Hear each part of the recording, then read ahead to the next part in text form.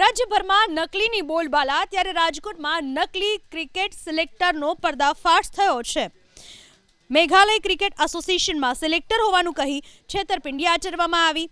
આરોપ છે કે પ્રજ્ઞેશ બારહટ નામના શખ્સે ઇન્ટરનેશનલ ક્રિકેટમાં રમાડવાની લાલચ આપી 5 લોકો પાસેથી 90,000 રૂપિયા ખંખેર્યા। છેતરપિંડીનો ભોગ બનેલા લોકોમાં ગોંડલના મામલતદારનો પણ સમાવેશ।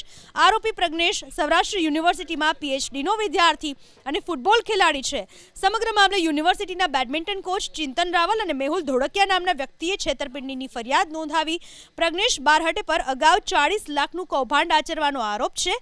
હાલ તો પોલીસે તેની અટકાયત કરી વધુ તપાસ હાથ ધરી છે।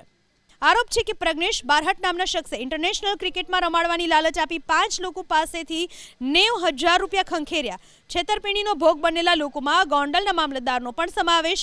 આરોપી પ્રજ્ઞેશ સૌરાષ્ટ્ર યુનિવર્સિટીમાં પીએચડીનો વિદ્યાર્થી અને ફૂટબોલ ખેલાડી છે। સમગ્ર મામલે યુનિવર્સિટીના બેડમિન્ટન કોચ ચિંતન રાવલ અને મેહુલ ધોળકિયા નામના વ્યક્તિએ છેતરપિંડીની ફરિયાદ નોંધાવી। પ્રજ્ઞેશ બારહટે પર અગાઉ 40 લાખનું કૌભાંડ આચરવાનો આરોપ છે। હાલ તો પોલીસે તેની અટકાયત કરી વધુ તપાસ હાથ ધરી છે।